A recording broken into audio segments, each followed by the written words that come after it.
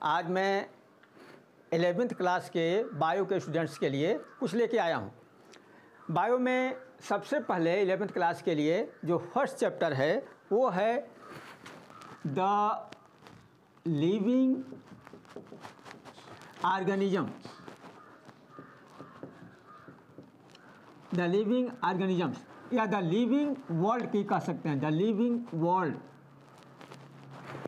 ये first chapter है आप लोगों में, द लिविंग वर्ल्ड। अब जब ये चैप्टर हम लोग पढ़ रहे हैं लिविंग वर्ल्ड का, तो हमें लिविंग और नॉन लिविंग, सजीव और निर्जीव, इन दोनों के बारे में अंतर हमें पता होना चाहिए। सजीव किसे कहते हैं, निर्जीव किसे कहते हैं, लिविंग कौन होते हैं, नॉन लिविंग कहते हैं किस कौन होते हैं।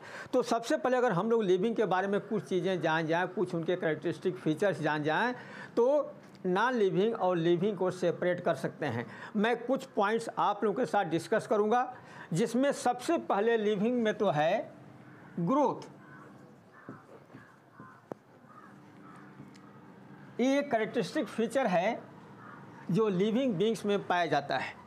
जितने भी सजीव हैं सभी ग्रो करते हैं, चाहे वो छोटा बच्चा हो, छोटा पौधा हो, ये सभी ग्रो करते हैं। ग्रोथ सभी में होती है, नॉन लिविंग में कोई भी ग्रोथ नहीं होती है। और ग्रोथ का मतलब होता है बॉडी मास का इंक्रीज होना और नंबर ऑफ सेल्स का इंक्रीज होना। Body mass and number of cells ये दोनों ही इंक्रीज होती हैं। और ग्रोथ एक इरिवर्सिबल रिएक्शन है।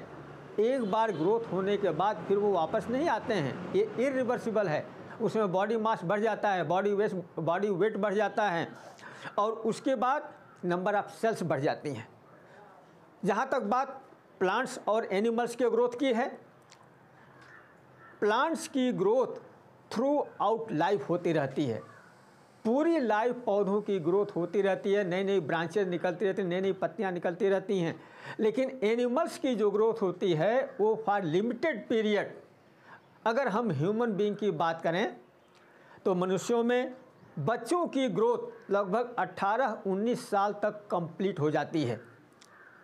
उसके बाद उनकी ग्रोथ नहीं होती है, वो मोटे हो जाएं, कुछ और हो जाए, फैट वगैरह बढ़ जाए। लेकिन जहाँ तक हड्डियों की लंबाई वगैरह की बात है, सारे ऑर्गन्स की बात है, इंटरनल ऑर्गन्स की बात है, वो 18-19 साल के आसपास आते आते वो कंप्लीट हो जाती है। तो एक फीचर हो गया ग्रोथ का, लिविंग बीइंग्स कैन ग्रो। दूसरी चीज़ है मूवमेंट। सभी लिविंग थिंग्स मूव करती हैं एक जगह से दूसरे जगह, भोजन के लिए, आवास के लिए, रिप्रोडक्शन के लिए, एक जगह से दूसरे जगह मूवमेंट इनका होता रहता है। प्लांट्स के बारे में अगर देखें तो प्लांट्स मूव नहीं करते हैं, कुछ एक्सेप्शंस को छोड़कर। बाकी जनरली प्लांट्स मूव नहीं करते हैं, वो एक ही जगह फिक्स रहते हैं। एक चीज़ और है, थर्ड वाला कैरेक्टर, इसमें मैं सेकंड कर देता हूँ मूवमेंट का। थर्ड कर देता हूँ मैं आप लोगों के सामने मेटाबॉलिज्म। अब मेटाबॉलिज्म क्या है, अगर हम इसको हिंदी में कहें तो इसके लिए हिंदी में शब्द है उपापचय, उपचय, अपचय, constructive things, destructive things.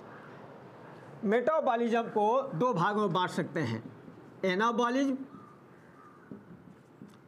And catabolism. जैसे मैं कहूँ कि हम लोग की बॉडी में भोजन लेने के बाद प्रोटीन्स का फॉर्मेशन होता है, बहुत सारे ऑर्गेनेल्स बनते हैं। तो जहाँ पर कंस्ट्रक्टिव चीज़ है, जहाँ जो चीज़ बननी है, पॉजिटिव है, उसको एनाबॉलिज्म कहते हैं, जिसको हम लोग हिंदी में उपचय भी कह सकते हैं, या कह सकते हैं कि ये बॉडी की कंस्ट्रक्टिव फेज है जहाँ सभी चीज़ें सिंथेसिस होती हैं। कैटाबॉलिज्म में वो चीज़ें ब्रेक डाउन होती हैं। अगर मैं रेस्पिरेशन की बात करूँ तो रेस्पिरेशन में जो ग्लूकोज के पार्टिकल्स मॉलिक्यूल्स होते हैं, उन मॉलिक्यूल्स का ब्रेक डाउन होता है और ब्रेक डाउन होने के बाद एनर्जी मिलती है।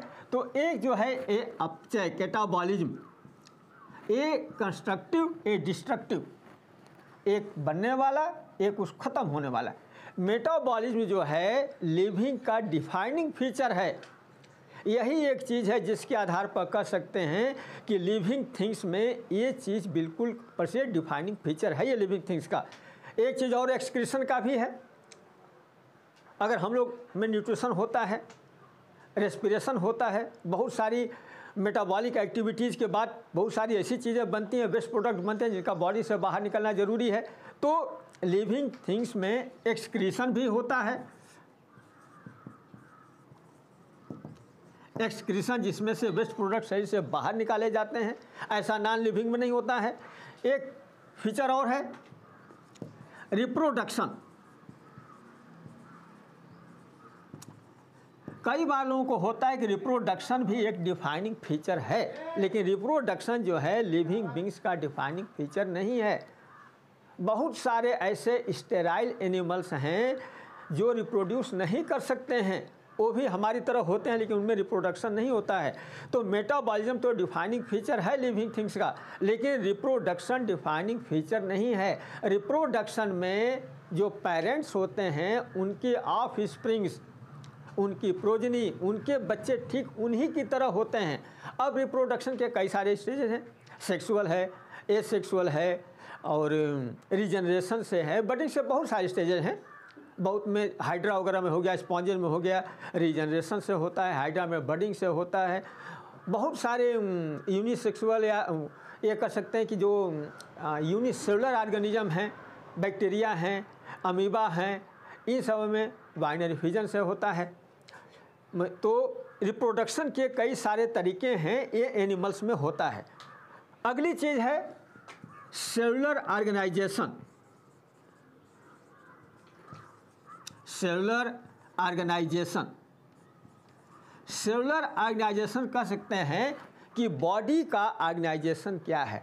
आप जानते हैं कुछ सिंगल सेल्ड एनिमल्स होते हैं, जो मल्टी सेलुलर एनिमल्स होते हैं उनमें कई सारी सेल्स मिलके टिश्यूज़ बनाती हैं, वो टिश्यूज़ मिलके आर्गन बनाते हैं, कई सारे आर्गन मिलके एक आर्गन सिस्टम बनाते हैं और अल्टीमेटली सभी आर्गन सिस्टम एक बॉडी के साथ मिलकर एक ऑर्गेनिज्म बनाते हैं। ये है ऑर्गेनाइजेशन। ये लिविंग थिंग्स में पाया जाता है, नॉन लिविंग में, निर्जीवों में ऐसा नहीं होता है। एक चीज़ और है कॉन्शसनेस, सेंसिटिविटी। कॉन्शसनेस भी डिफाइनिंग फीचर है, मैं उसको भी लिख देता हूँ। कॉन्शसनेस वातावरण में होने वाले परिवर्तन के प्रति जो भी स्टिमुलस हैं उनके प्रति ऑर्गेनिज्म में रिस्पॉन्सेस का होना, ऑर्गेनिज्म का रिस्पॉन्ड करना, ये कॉन्शसनेस कहलाता है। तो ये एक डिफाइनिंग फीचर है लिविंग थिंग्स का, लिविंग बींग्स का, क्योंकि जितने भी सजीव हैं सभी रिस्पॉन्ड करते हैं स्टिमुलस, चाहे वो स्टिमुलस इंटरनल हो चाहे एक्सटर्नल हो, उसे रिस्पॉन्स करते हैं। एक चीज़ और है डेथ। हम कह सकते हैं कि जो भी लिविंग थिंग्स हैं, लिविंग बींग्स हैं, अगर इनका बर्थ होता है तो इनकी डेथ भी होती है। जिन जिन चीज़ों से, वातावरण की जिन जिन चीज़ों से मिलके ये बने हुए हैं, इनकी बॉडी का निर्माण हुआ है, कंस्ट्रक्शन हुआ है, फॉर्मेशन हुआ है, डेथ के बाद ये सारी चीज़ें यहीं फ्री हो जाती हैं। तो ये कुछ ऐसे कैरेक्टरिस्टिक फीचर हैं जो लिविंग को नॉन लिविंग से अलग करते हैं। अगर आपसे कोई पूछे लिविंग नॉन लिविंग के बारे में अंतर बताइए, डिफरेंसेस बताइए, आप इसमें से कुछ को या सभी को बता सकते हैं कि ये चीज़ें लिविंग में होती हैं तो उनको लिविंग कहते हैं, नॉन लिविंग में नहीं होती हैं तो उनको नॉन लिविंग कहते हैं। अब थोड़ा सा और आगे बढ़ते हैं इस चैप्टर में। इस चैप्टर में क्लासिफिकेशन का दिया गया है, वर्गीकरण। आप जानते हैं बायो का कोर्स बहुत लेंदी है, एक एक ऑर्गेनिज्म के बारे में पढ़ना बहुत ही डिफ़िकल्ट है, बहुत ही मुश्किल है। तो ग्रुप वाइज उनको बांट दिया गया है। मैं बताऊं आप लोगों को, सबसे पहले एरिस्टोटल जो एक यूनानी थे, उनको फादर ऑफ बायोलॉजी, जीव विज्ञान का जनक कहा जाता है। वो एक फिलासफर थे, कई क्षेत्रों में उनका योगदान है, समाज शास्त्र के क्षेत्र में, राजनीति शास्त्र के क्षेत्र में, अर्थशास्त्र के क्षेत्र में, बायोलॉजी के क्षेत्र में। तो बायो में उनको फादर ऑफ बायोलॉजी कहा जाता है, जीव विज्ञान का जनक कहा जाता है। अब बायो के दो पार्ट होते हैं, जूलॉजी, बॉटनी, जंतु विज्ञान, हालांकि अब तो बहुत सारे पार्ट हो गए हैं, कई सारी ब्रांचेज बन गई हैं, लेकिन क्लास 11th के स्टूडेंट्स के लिए बता दूं कि आप लोगों के बायोलॉजी को 2 पार्ट में बांटा गया है। कुछ सेक्शन जूलॉजी से संबंधित है, कुछ सेक्शन बॉटनी से संबंधित है। अब जूलॉजी वाले सेक्शन में अगर हम लोग पढ़ेंगे तो उसके भी फादर ऑफ जूलॉजी एरिस्टोटल, अरस्तु ही माने जाते हैं, लेकिन बॉटनी के फादर ऑफ बॉटनी थियोफ्रास्टस को माना जाता है। थियोफ्रास्टस को फादर ऑफ बॉटनी माना जाता है। थोड़ा सा उनसे और आगे बढ़ते हैं तो क्लासिफिकेशन कई लोगों ने किया है स्टेप बाय स्टेप, जिसमें एक्वेटिक हैं, आइवोरियल हैं, टेरेस्ट्रियल हैं, ऐसे ऐसे आधार पर किया गया है। लीफ वाले हैं, बिना लीफ वाले हैं, ऐसे कई जगह डिवीज़न किया गया, क्लासिफिकेशन किया गया है। तो इसको क्लासिफिकेशन की एक ब्रांच बना दी गई है। बायोलॉजी में क्लासिफिकेशन की एक ब्रांच बना दी गई है जिसे टैक्सोनॉमी कहते हैं। टैक्सोनॉमी को हिंदी में कहते हैं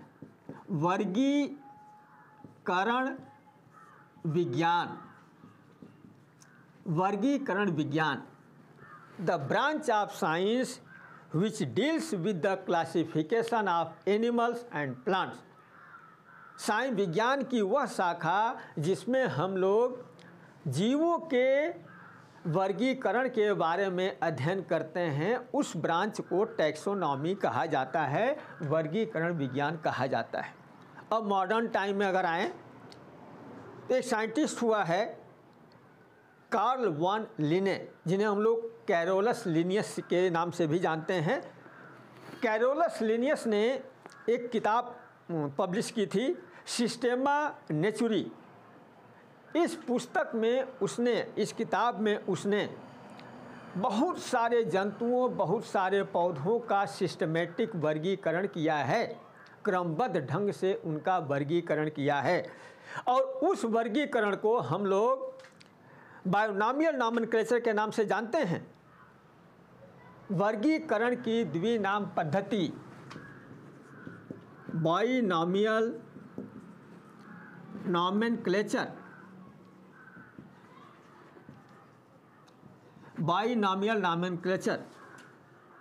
द्विनाम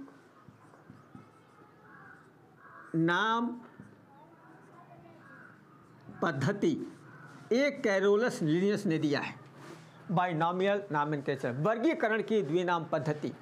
अब देखिए ये द्विनाम पद्धति क्या है। जितने भी ऑर्गेनिज्म हैं, चाहे वो पौधे हों, चाहे वो जंतु हों, एनिमल्स हों, यूनिसेलुलर हों, मल्टीसेलुलर हों, उनका आइडेंटिफिकेशन करके नॉमेनक्लेचर किया जाता है, फिर क्लासिफिकेशन किया जाता है। तो उनका जो नाम रखा जाता है उसको हम लोग साइंटिफिक नेम कहते हैं। Zoological name, botanical name, generally उसको साइंटिफिक नेम कहा जाता है, वैज्ञानिक नाम कहा जाता है। तो द्विनाम पद्धति में, बायोनॉमियल नॉमेनक्लेचर में, किसी भी एनिमल्स का नाम 2 शब्दों से मिलकर बना होता है। 2 शब्दों से मिलकर ये नाम बना होता है, इसे हम लोग बायोनॉमियल नॉमेनक्लेचर कहते हैं। अब 2 शब्द कौन से हैं? मैं एक एग्जाम्पल लेता हूँ ह्यूमन बीइंग का, मानव का। मानव का नाम है, वैज्ञानिक नाम होमो सैपियंस। अब देखिए प्रॉब्लम क्यों, ऐसा क्यों किया गया है। मान लो आप किसी जीव के बारे में पढ़ रहे हो, किसी एक खास ऑर्गेनिज्म के बारे में पढ़ रहे हो। इंडिया में कोई और नाम होगा, फ्रांस में कोई और नाम होगा, अमेरिका में किसी और नाम से बुलाते होंगे, चाइना में किसी और नाम से बुलाते होंगे। तो अलग अलग जगह पर एक ही ऑर्गेनिज्म के कई सारे नाम होते हैं। तो एक आदमी तो कन्फ्यूज कर जाएगा अगर यहाँ से अमेरिका, फ्रांस या कहीं अफ्रीकन कंट्रीज में जाता है तो इसके लिए एक यूनिवर्सल चीज़ बनाई है जिसको कि हम लोग बायोनॉमियल नॉमेनक्लेचर के नाम से जानते हैं। हर जंतु के बारे में, हर जीव के लिए, हर पौधे के लिए 2 शब्दों से मिलकर उनके नाम की पद्धति बनाई गई है। जैसे मनुष्य का मैंने बताया, मानव का होमो सैपियंस। अब 2 शब्द हैं, होमो क्या है, सैपियंस क्या है। होमो जेनेरिक नेम है, GENER, जेनेरिक नेम। मतलब वंश का नाम, और सेपियंस क्या है? स्पेसिफिक नेम, स्पेसिफिक नेम है ये, मतलब स्पेसीज का नाम, उस जाति का नाम। हम लोग के वंश का नाम होमो और जाति का नाम सेपियंस। अब आप पूरी दुनिया में वो मनुष्य कहीं का भी हो, उसे आप होमो सेपियंस का मतलब होता है मानव, मॉडर्न मैन, ये होमो सेपियंस का मतलब होता है। जैसे मान लीजिए मैं एक एग्जाम्पल और देता हूँ, आम का, मैंगो का, इसका है नाम, साइंटिफिक नेम है मैंजीफेरा इंडिका, मैंजीफेरा इंडिका। अब मैंजीफेरा इसका जेनेरिक नेम है, इंडिका इसकी जाति स्पेसीज का नाम है। ऐसे ही आप शेर का देखिए पैंथेरा लियो, टाइगर का देखिए पैंथेरा टाइग्रिस, ऐसे सभी के नाम हैं। और ये जब नामकरण किए जाते हैं, मैं बता दूं, जब कोई भी नया जीव, नया आर्यन मिलता है, खोजा जाता है, तो सबसे पहले तो उसका आइडेंटिफिकेशन किया जाता है, उसमें कौन कौन से आर्गन हैं, कैसे हैं, किस ग्रुप में मिलता है। उसके बाद उसका नामनक्लेचर किया जाता है। शुरू में तो नामनक्लेचर फ्रेंच या लैटिन वर्ड्स में ही सारे शब्दों इनके नाम लिखे होते थे, लेकिन धीरे धीरे अब जिस जगह पर पाए जाते हैं उस देश के हिसाब से थोड़ा बहुत जोड़ के लिखा जाता है, फिर बाद में क्लासिफिकेशन किया जाता है। अब जब इनका क्लासिफिकेशन किया जाता है तो क्लासिफिकेशन के लिए टैक्सोनॉमी का एक वो बनाया गया है, टैक्सा जिसको बोलते हैं, टैक्सा। इसमें species, genus, family, order, class, phylum and kingdom, ऐसे। अब मैं एक जो एग्जाम्पल ले रहा हूँ मानव का, मनुष्य का ले रहा हूँ, तो हमारी स्पेसीज क्या है? सैपियंस। हमारा जीनस, हमारा वंश क्या है? होमो। हमारी फैमिली क्या है? Hominidae, Hominidae. हमारा ऑर्डर क्या है? प्राइमेट, या इसको प्राइमेट या प्राइमेट्स कहते हैं, प्राइमेटा लिख देता हूँ, प्राइमेट्स। हम लोग का क्लास क्या है? मैमेलिया। हम लोग का फाइलम क्या है? हम लोग का फाइलम है कॉर्डेटा।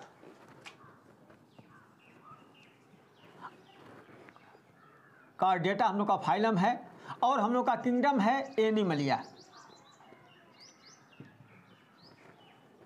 अब देखिए, अगर हम मैन की बात करते हैं तो लिखता हूं यहां होमो सैपियंस।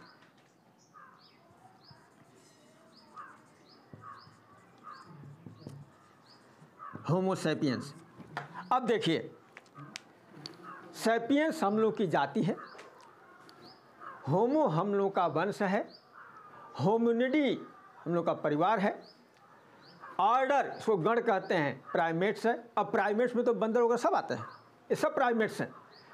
मैमेलिया जिसको हम लोग स्तनधारी या स्तनी वर्ग कहते हैं, जो बच्चे देते हैं, बच्चों को दूध पिलाते हैं, वो सभी इसमें आते हैं, चाहे वो चूहे हों, चाहे शेर हों, गाय भैंस हो या आदमी हो, कुछ भी हो, हाथी तक भी सब मैमेलिया में आते हैं।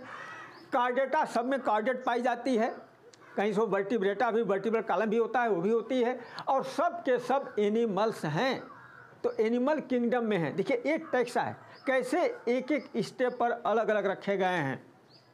अगर आपको ऐसी किसी प्लांट के बारे में करना हो तो वहाँ प्लांट किंगडम लिखते हैं। इस तरह से ये टैक्सोनॉमी तैयार की गई है। और जब मैं आप लोगों को दो शब्दों के बारे में बता रहा हूँ कि जो जूलॉजिकल नेम होता है दो शब्दों का मिलकर बना होता है, तो पहला नाम होमो, इसका कुछ यूनिवर्सल नियम है, यूनिवर्सल रूल्स हैं कि जब भी आप किसी एनिमल या किसी प्लांट का नाम लिखेंगे तो सबसे पहले तो इटैलिक्स में लिखा जाता है। प्रिंटेड होगा तो भी, हाथ से होगा तो भी इटैलिक्स में लिखा जाता है। होमो जिसमें तिरछा करके लिखा है, ऐसे इटैलिक्स में लिखा जाता है। या बच्चे अगर एग्जाम में लिखते हैं तो उसको अंडरलाइन किया जा सकता है, नीचे दोनों के बीच में थोड़ा सा करके जीनस अलग अलग करके इनको अंडरलाइन किया जाता है। एक चीज़ और है, एक नियम और है, जीनस का नाम हमेशा कैपिटल लेटर से, शुरुआत कैपिटल से, जैसे मैंने एच लिखा है, एच कैपिटल लेटर है, लेकिन स्पेसीज की शुरुआत जैसे सैपियंस स्पेसीज हम लोगों की एस स्मॉल से है, स्मॉल लेटर से। ये यूनिवर्सल नियम है, ये लिखते समय इनका पालन करना पड़ता है। अब आप लोगों के कोर्स में तो थोड़ा सा इतना ही है, फिर उसके बाद मैं आप लोगों को कुछ और चीज़ें बताता हूँ।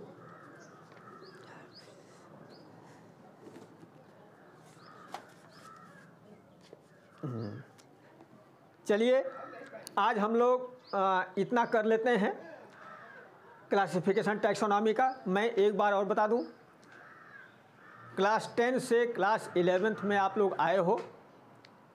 क्लास 10 से क्लास 11th में बहुत ज़्यादा डिफरेंसेज हैं आपकी स्टडी में, आपकी पढ़ाई में, आपके कोर्स में। क्लास 10th में काफ़ी कम दिया हो, कुछ सिलेक्टेड चैप्टर दिए हुए हैं।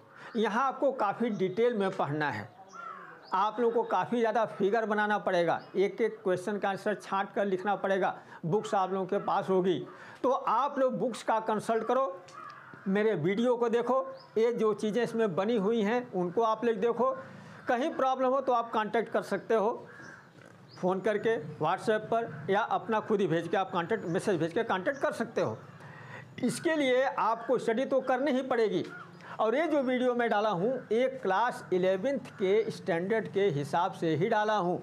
आप लोग वीडियो को वॉच करिए, अच्छा लगे तो उसको लाइक करिए, शेयर करिए और उसको सब्सक्राइब करिए, ताकि आप लोगों को आगे भी ऐसा ही वीडियो मिलता रहे।